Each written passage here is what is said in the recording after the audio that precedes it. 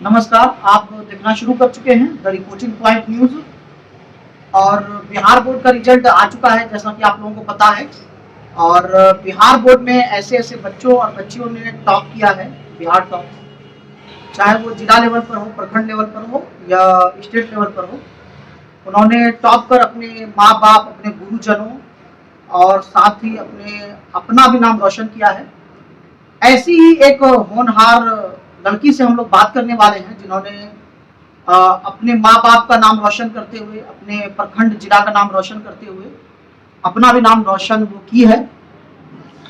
तो आप देख रहे होंगे हमारे साक्षात कैमरा पर, इनका नाम जो है काजल कुमारी है। इन्होंने जो है पूरे जिला में, भागलपुर जिला में बिहार बोर्ड में टॉप की है। और इनसे हम लोग जानने की कोशिश करेंगे किन संघर्षों से और कैसे ये जो है पढ़ी और जिला टॉप ये की है। इनका संकाय आर्ट्स था। और आप देख रहे होंगे हमारी स्क्रीन पर इनके काजल कुमारी के पिताजी भी इस वक्त मौजूद हैं और साथ में उनकी दादी जी भी मौजूद हैं, आप देख रहे होंगे। तो सबसे पहले मैं खुद जो टॉप की हैं, अपना नाम रोशन की हैं, अपने गुरु का नाम रोशन की हैं, अपने माता पिता दादी दादा सबका नाम रोशन की हैं, साथ ही साथ अपने प्रखंड जिला का भी नाम रोशन किया है। सबसे पहले उन्हीं से हम लोग चर्चा करेंगे, बात करेंगे, क्योंकि उनसे ही बात किया जाए पहले तो बेहतर होगा। तो काजल कुमारी जी, आप टॉप की हैं, सबसे पहले बधाई हो आपको। हमारे YouTube channel the reporting point news में आपका स्वागत है। तो आप जो है जिला टॉप की हैं आर्ट्स पेपर में। कैसे पढ़ाई हुई पहले ये बताइए। टॉप के बारे में हम लोग बाद में पूछेंगे, टॉप के समय आपने कैसे पढ़ाइयाँ की इंटर में। पहले आप बताइए बचपन में आपकी पढ़ाई कैसे हुई। बचपन से ही मुझे पढ़ने का बहुत शौक था। मेरी पढ़ाई में बहुत ज़्यादा ही रुचि थी। तो मेरी प्रारंभिक शिक्षा उत्क्रमित उच्च विद्यालय मिर्जाचौकी से हुई जी। 10th तक मैंने वहाँ कंप्लीट किया। 10th में मुझे फर्स्ट डिवीजन आया जी। उसके बाद मैंने अपना एडमिशन संत माइकल बालिका +2 उच्च विद्यालय गोखला से किया जी। तो वहाँ मैं रेगुलर क्लास करती थी। सब बोलते थे कि आर्ट्स लेके कौन इतना पढ़ता है, तुम डेली जाती हो, उतना फायदा नहीं है। पर मुझे आर्ट्स में बहुत ज़्यादा इंटरेस्ट था बचपन से। हिस्ट्री, पॉलिटिकल हुआ, तो फिर भी मैं वहाँ 365 दिन क्लास किया करती थी। जब बारिश होती थी तो प्रॉब्लम होता था ऐसे, क्योंकि हम लोग ऑटो से जाते हैं और यहाँ का रोड इतना ज़्यादा खराब है। तो मेरी एक रिक्वेस्ट है सरकार से कि प्लीज़ थोड़ा सा यहाँ के सड़क पे थोड़ा सा विशेष ध्यान दें। बहुत ही ज़्यादा खराब रोड, बारिश के समय तो बहुत ही ज़्यादा बच्चों को प्रॉब्लम होती है, क्योंकि ऑटो वाले बोलते हैं कि बाबू अभी नहीं, मतलब उनको भी प्रॉब्लम होता है। इतने सारे बच्चे जाते हैं, हम लोग बहुत सारे बच्चे वहाँ पढ़ते हैं। तो बारिश के समय ऑटो मिलना मुश्किल था, तो पापा मुझे बाइक से पहुंचाया करते थे और ऐसे मैं ऑटो से ही जाया करती थी। तो दिन का मुझे डेली 20 रुपये लगता था, आने से 10 और जाने से 10। तो दादी पैसे दिया करती थी और मैं रेगुलर क्लास करती थी। और जितने भी सब्जेक्ट हैं, होमवर्क हुआ, जो भी क्लास वर्क हुआ, सब में मतलब मैं ध्यान देती थी। और मेरे स्कूल में हमेशा एनुअल टेस्ट, हमेशा टेस्ट दिया जाता था। तो आप जो है स्कूल रोज जाया करती थी। आपने एक अच्छा प्रश्न खुद से और साथ ही आर्ट्स रखने वाले सारे स्टूडेंट से भी आप की हैं कि लोग बोलते हैं कि आर्ट्स रखी है या आर्ट्स रखे हो, पढ़ने की कोई जरूरत नहीं है, ये फालतू विषय, ऐसे बहुत सारे लोग बोलते हैं। मगर आपने जो है उन सारे लोगों के मुंह पर ताला लगा दिया जो ऐसा कहते हैं, क्योंकि लोग आर्ट्स भी तो पढ़ते हैं, आर्ट्स भी तो एक विषय है। और ये ऐसा विषय है जिन्होंने भारत को पहला नोबेल प्राइज भी दिया था, तो आप जानती ही होंगी। तो और बताइए कि आप जो है किस तरह से पढ़ेंगे। सर मतलब मेरा डेली उठने का टाइम था, ऐसे मैं नॉर्मली 4 बजे उठा करती थी और जब मेरा एग्जाम टाइम आता था तो मैं 3 बजे उठा करती थी। ये बात मैंने अपने दोस्तों लोग को भी नहीं बताई है, क्योंकि कुछ पाने के लिए, कुछ सक्सेस के लिए कुछ सीक्रेट्स रखने पड़ते हैं। तो मैं आज बता रही हूँ आप लोगों को। डेली मैं 3 बजे उठा करती थी और 4, इतना ही मेरा टाइम था। और जो भी क्लास वर्क दिया जाता था वो, और जो चैप्टर कल पढ़ाने वाला है उसको पहले एक दिन पहले रिवीजन करती थी मैं। जो टीचर कल पढ़ाएंगे उसको एक दिन पहले पढ़ा करती थी, और जब टीचर क्वेश्चन पूछते थे तो उस टाइम में जवाब दिया करती थी। तो आप जो है इंटर में टॉप की, मैट्रिक में आपका प्रदर्शन कैसा रहा। मैट्रिक में भी मेरा अच्छा था, 430 नंबर आया था और फर्स्ट डिवीजन से। ये बताइए कि आपने क्या कोचिंग भी रखी हुई थी। कोचिंग भी नहीं, 10th में मैंने कोचिंग रखा था और ये 11 12 मैंने कोचिंग नहीं, बस स्कूल से किया।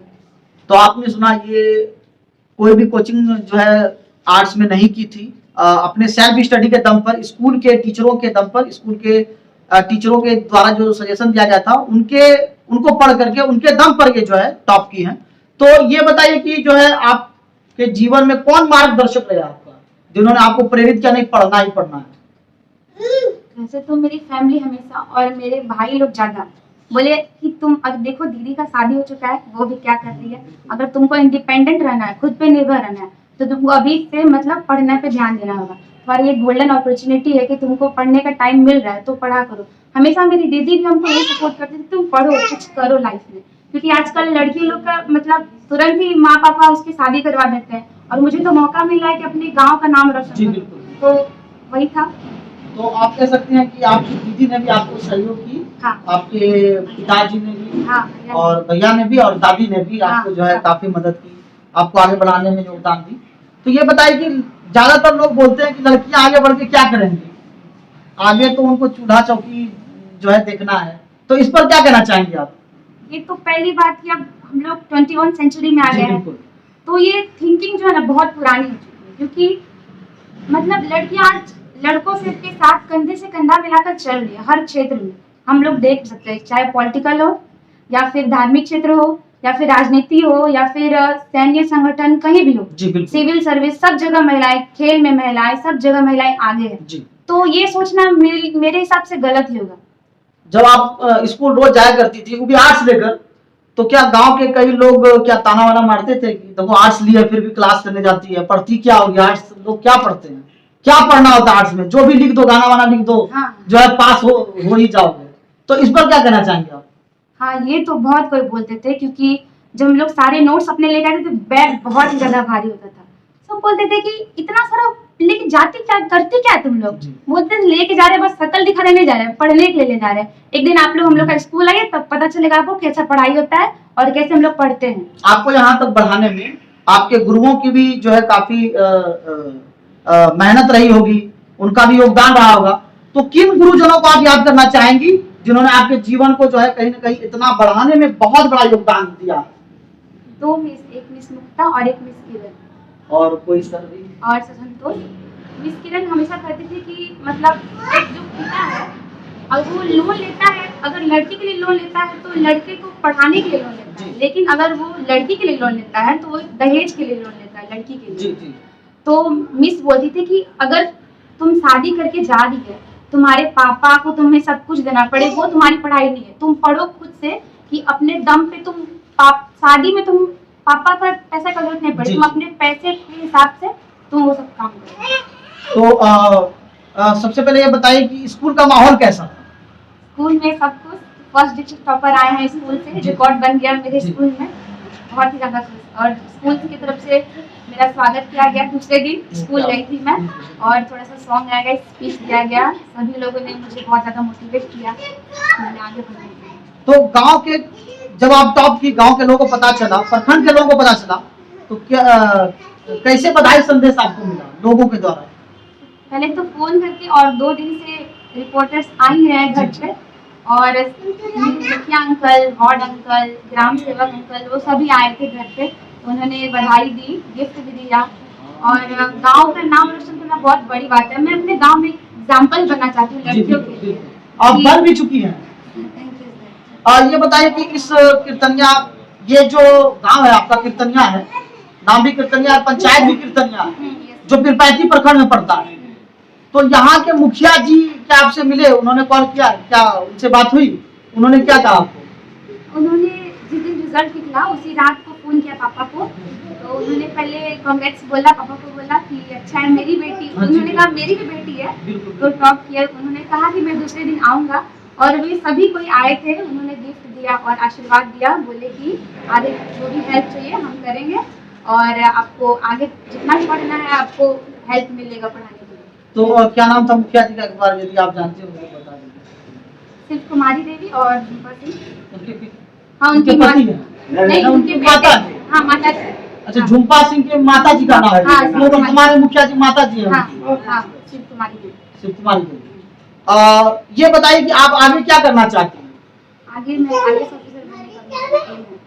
तो आप गांव से हैं, IAS और IPS बन करके आप जो है क्या ग्रामीण परिवेश में किस तरह का बदलाव करना चाहेंगे? यदि मान लीजिए आप एक दिन के IAS बन जाती हैं, आज बन गई हैं, तो सबसे पहला काम ग्रामीण परिवेश में क्या बेहतर करेंगे आप? पहले तो सफाई का बहुत ज्यादा ध्यान दीजिए और जो जाम लगा है उसको सबसे पहले क्लियर करना है, क्योंकि बहुत से ऐसे बच्चे जिनको लेट हो जाता है, अभी एग्जाम चल रहा है ना, तो उन लोगों को लेट होता है एग्जाम देने के लिए, तो उन लोगों की शिक्षा के प्रति भी थोड़ा देखना है। और पहली ये, दूसरी की बहुत ज्यादा यहाँ पे गाली गलौज होता है कभी कभी। अच्छा अच्छा। तो वो कुछ शरारती तत्वों द्वारा? नहीं, आपस में ही आपस में। थोड़ा सा उसको थोड़ा सा कम करना है। और ये बताइए कि नारी सशक्तिकरण के लिए आप क्या कहेंगे? खुद एक नारी हैं और नारी शक्ति का जो है आप मिसाल पेश किए हैं, क्या कहना चाहेंगे इसको लेकर? सबसे पहले तो सभी लड़कियों को मतलब मैं प्रोत्साहित करूंगी कि जी। तुम पढ़ाई करो, जी। मौका मिला है तो पढ़ो, एक बार पढ़ के अपना कुछ नाम बनाओ, ताकि लोग बोले कि हाँ वो भी एक लड़की थी, उसने भी ये किया था। तो आप दूसरी लड़कियों को कैसे जो है प्रेरित करेंगे? मैं तो शिक्षा ही एक साधन है जिसकी वजह से दुनिया को बदल सकती जी। है। शिक्षा के लिए और ही सबको बढ़ने के लिए बोलूंगी और कुछ नहीं, क्योंकि उनका तो मन पे डिपेंड है ना, मैं तो बस बोल सकती हूँ कि आपको पढ़ना है। त्रिपाठी विधानसभा क्षेत्र के क्या विधायक जी आपको कॉल किए थे? नहीं, उनका कॉल नहीं, सांसद महोदय जी? नहीं उनका नहीं है। होना चाहिए था। चलिए बहुत बहुत शुक्रिया काजल जी, आप इतना देर तक हमसे जो बात की, बहुत अच्छा लगा मुझे। और काजल जी के पिताजी भी इस वक्त मौजूद है इस वक्त हमारे सामने। तो क्या कहना चाहेंगी काजल, जो आपकी बेटी है, भागलपुर में आर्ट्स टॉपर की, जिला टॉपर, इस उपलब्धि के लिए आप क्या कहना चाहेंगे? आगे पढ़ाएंगे जैसे भी हो। क्या क्या योगदान आपका रहा, क्योंकि इनके टॉप करने में आपका भी तो योगदान था, आपने किस तरह से इनको सपोर्ट किया? हम लोग जितना सके उतना तो करिए रहे, और अब क्या बताएंगे, उतना तो हम बोल नहीं सकते हैं इसमें। चलिए बहुत बहुत शुक्रिया। इस वक्त उनकी दादी भी, काजल कुमारी की दादी जी भी मौजूद हैं, तो क्या कहेंगे दादी जी? दादी जी क्या बोलेंगी? दादी जी तो रोज मतलब आशीर्वाद देती थी कि पढ़ो, टॉप नंबर ला, और पैसा देती थी कि जा भाड़ा लेके, कहूँ खर्चा पड़ता था तो दादी देती थी। तो बहुत सारे घरों में जो है दादियों के साथ जो है गलत व्यवहार किया जाता है, उलाहना जो है दिया जाता है। तो क्या आपको कभी काजल या उनके पिताजी तो जैसा कभी नहीं बात है, एकदम बहुत ज्यादा तरीके से मन खराब होता है तो दादी को पैर डालती है, गोड़ा डालती है। चलिए बहुत बहुत शुक्रिया। आप सुन रहे थे काजल कुमारी को, जो टॉप की है, भागलपुर आज टॉप की है, उनके पिताजी हैं, उनकी दादी जी हैं, और आपकी मम्मी जी कहाँ है? चलिए कभी और आने का मौका मिला तो आपकी मम्मी से भी हम लोग बात करेंगे, क्योंकि कहा जाता है कि क्योंकि पहली कुर्बानी जो होती है वो मम्मी ही होती है, और आपकी बड़ी मम्मी ने भी आपको सपोर्ट किया। बड़ी मम्मी बहुत सपोर्ट की, परीक्षा देने गई।